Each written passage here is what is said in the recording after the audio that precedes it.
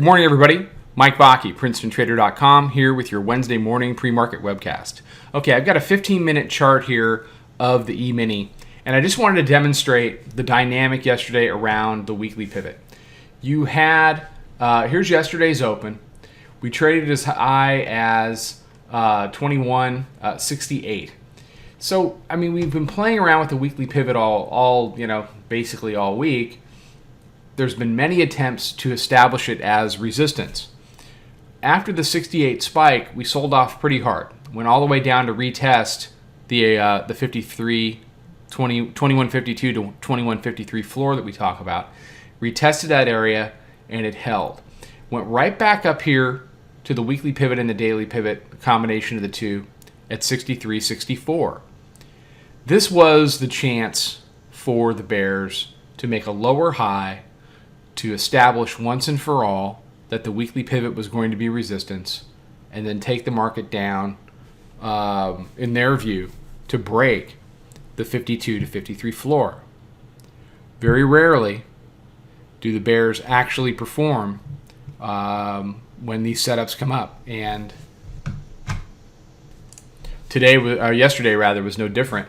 They came down, they established a higher low versus the test of the floor, came up, bears blow chance to hold weekly pivot. They blew it right here. They established it right off of the cash close and the reopen at Globex. You had the Apple earnings, pushed it over the top, held it, and we've been grinding above it ever since. Today is Fed Day, 2 o'clock. Remember, don't game the Fed. Don't trade in anticipation of what you think the reaction is going to be.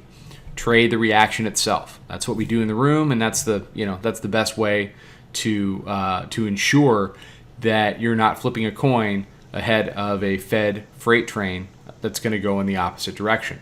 So, could they walk it up into 2 o'clock? Sure. I mean, the environment is here. I was saying to my subscribers last night, the environment was there to keep walking it up in Globex. I think they've tried. The bears' best chance is to get it back below the weekly pivot at 63. It's a very tall order, at least between now and 2 o'clock. Could the Fed reaction be bearish? Could you see a significant sell-off? Sure. You could also see a significant ramp. That's why you don't game the Fed. So yesterday was the chance to keep the weekly pivot on the bear side and take this market down below 53.52. The bears didn't produce. We find ourselves in the same situation we found ourselves in exactly 1 week ago, where you only get so many chances. Let me back this chart out. You only get so many chances at. Remember, the weekly pivot was down below. We were establishing this 52-53 floor. You only get so many chances, and by Wednesday, things start to head a heck of a lot higher. So the bears have put themselves in a bad position, bottom line. Okay, everybody have a fantastic day.